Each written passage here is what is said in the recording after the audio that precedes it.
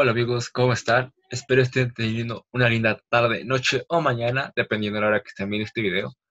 Y bueno, todo lo que empiezas tiende a terminar. Y este es mi último video de la clase de electricidad y magnetismo. Mi último video, mi último proyecto para cerrar mi materia. Comencemos. Les voy a hablar sobre los imanes, sus características, propiedades y el magnetismo. Ya para cerrar todo esto. Primero comenzamos con el magnetismo. Y hablemos sobre las teorías del magnetismo.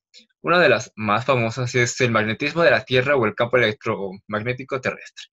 Mediante la observación y el estudio de las ondas sísmicas se dedujo que la Tierra tiene un núcleo líquido de alta densidad y que a su vez dentro de este núcleo líquido hay un núcleo sólido. La teoría del magnetismo de la Tierra señala que dicho núcleo actúa como un gigantesco imán, gracias al cual, por ejemplo, se puede explicar cómo funcionan las brújulas. En el siglo IX se comenzó a investigar el magnetismo seriamente y fue James C. Maxwell quien completó el estudio del magnetismo, formando las leyes que rigen este fenómeno. Hoy en día resulta prácticamente imposible estudiar el magnetismo y la electricidad de manera separada. El magnetismo es generado por el movimiento de cargas eléctricas y la teoría de Maxwell logró unificar numerosos postulados tanto de electricidad como de magnetismo. La teoría de Weber. Otra de las teorías del magnetismo más populares es el alineamiento molecular del material y comúnmente se la conoce como la teoría de Weber. Dicha teoría señala que todas las sustancias magnéticas están compuestas de pequeñas moléculas imantadas.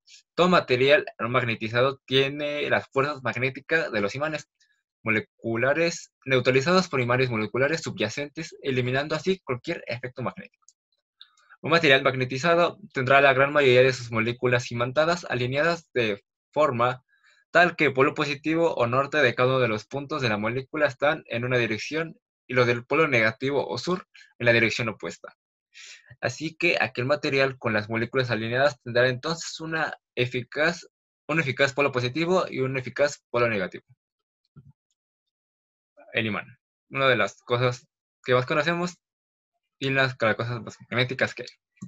Se reconoce como imán a un cuerpo de cualquier material capaz de producir un campo magnético y atraer hacia sí o ser atraído hacia otro imán o hacia cualquier otro objeto de hierro, cobalto u otros metales ferromagnéticos.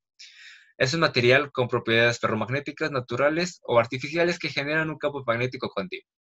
Los imanes son algunas de las primeras manifestaciones que el ser humano descubrió del magnetismo, conocido desde la antigüedad clásica, pero comprendido recién en el siglo XIX, cuando se supo que la mayoría de los elementos y compuestos conocidos demostraban un cierto nivel de magnetismo.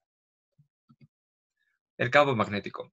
Se llama campo magnético a un espacio en la cual tienen lugar fenómenos magnéticos debido a la influencia de un cuerpo con propiedades magnéticas, sea el caso de un imán o un material ferromagnético imantado. El campo magnético en la física se define también como una magnitud vectorial que se da cuenta de la intensidad magnética, es decir, que se expresa el fenómeno de la atracción entre un imán y determinados materiales, como cobalto y hierro, otra vez. Dichos imanes pueden ser de diferentes tipos de materiales y tienen siempre un polo norte y un polo sur, como lo dije en el punto anterior. El campo magnético no se trata de la fuerza en sí, sino de un espacio en el cual esa fuerza se ejerce como resultado del movimiento de cargas eléctricas, en el cual actúan fuerzas sobre partículas cargadas en el movimiento, lo cual da su carácter vectorial. La densidad del flujo magnético. El flujo magnético es una cantidad física utilizada para describir un campo magnético. El flujo magnético es comparable a la corriente eléctrica, que es el resultado de un voltaje magnético aplicado y fluye a través de una resistencia magnética. Dado que el vacío puede considerarse como una resistencia magnética, el flujo magnético es posible en varios medios diferentes y se describe mediante tamaños de campo. Cuando se habla de la densidad de flujo o de campo magnético, en sentido estricto, se entiende que la densidad del flujo magnético es la inducción magnética. Es una cantidad física de imanes o electrodinámica. Es la densidad del área del flujo magnético que pasa verticalmente a través de un área definida. Es análogo a la intensidad del campo eléctrico de un vector. A través, pero aquí ya el magnetismo terrestre más desarrollado. El magnetismo de la Tierra es el resultado del movimiento que se produce dentro de ella. La teoría sugiere que el núcleo de hierro es líquido, excepto en el mismo centro donde la presión solidifica el núcleo. y que las corrientes de convección que se producen dentro del mismo crean un gigantesco campo magnético.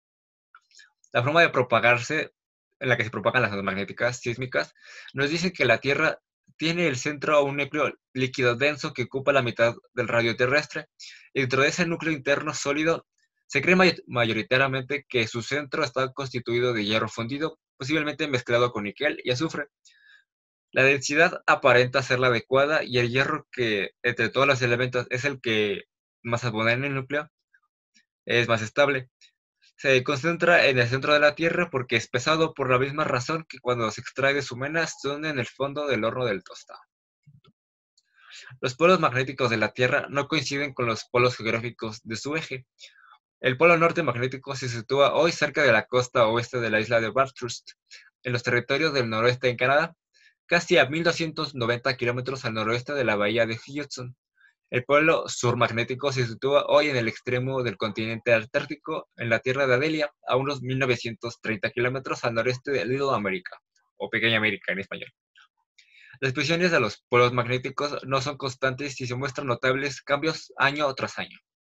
Las variaciones en el campo magnético de la Tierra incluyen una variación celular, el cambio en la dirección del campo provocado por el desplazamiento de los polos. Esta es una variación periódica que también se repite cada 960 años. También existe una variación anual más pequeña, al igual que se le da una variación diurna o diaria, que solo es detectable con instrumentos especiales. Ya para terminar, entramos al electromagnetismo. Y ahora toca el campo magnético producido por una corriente. Una corriente eléctrica crea a su alrededor un campo magnético al observar que una aguja imantada colocada cerca de un conductor rectilíneo se desvía de su posición. Cuando por el conductor circula una corriente, esto se debe a que esta última genera un campo magnético que interactúa con la aguja. Oersted encontró que la desviación de la aguja variaba de sentido cuando se invertía el sentido de la corriente, y más tarde se pidió determinar, gracias a la contribución de Ampère, que el polo norte de la aguja imantada se desvía siempre hacia la izquierda de la dirección que lleva la corriente. El campo magnético producido puede analizarse para su estudio como si se tratara del campo creado por un imán, de tal manera que sea posible obtener su espectro y observar sus efectos. El campo magnético producido por un conductor recto. Para estudiar cómo es el campo magnético producido por un conductor recto en el cual circula una corriente eléctrica, se procede de la siguiente manera. 1. Se atraviesa el conductor rectilíneo con un cartón horizontal rígido.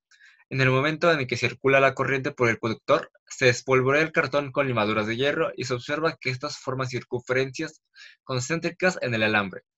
La regla de Ampère nos señala que el sentido de las líneas de fuerza, pero también podemos aplicar la regla de la mano izquierda, que es como la dirección del campo magnético depende del sentido de la corriente. Se toma al conductor recto con la mano izquierda, con el pulgar extendido sobre el conductor. Este debe señalar el sentido en que circula la corriente eléctrica. Los 4 dedos restantes indicarán el sentido del campo magnético. Para determinar cuál es el valor de la inducción magnética o densidad de flujo magnético, que aquí se representa con una letra B mayúscula, a una cierta distancia de un conductor recto por el cual circula una intensidad de corriente I, se aplica la siguiente expresión, que es B igual a, igual a 2 por pi por D. Continuamos. Donde B la inducción magnética o densidad de flujo magnético en un punto determinado perpendicular al conductor, donde este se mide en teslas. M es la permeabilidad del medio que rodea al conductor, se expresa en teslas por metro entre amper o sobre amper. Y es la intensidad de la corriente que circula por el conductor. Su unidad es el SI, que es el amper. No, su unidad. Continuamos. Su unidad en el sistema internacional es el amper. Desde la distancia perpendicular entre el conductor y el punto considerado se mide en metros. Nota: cuando el medio que rodea al conductor es no magnético o aire, la permeabilidad se considera como si se tratara del vacío, por lo tanto es igual a 4pi por 10⁻⁷ teslas por metro sobre ampere. De acuerdo con la ecuación anterior, se deduce que la intensidad de corriente es directamente proporcional a la densidad de flujo y la distancia perpendicular del conductor es inversamente proporcional a la densidad de flujo. Esto ha sido todo. Me despido. Gracias por ver. Hasta luego. Bye.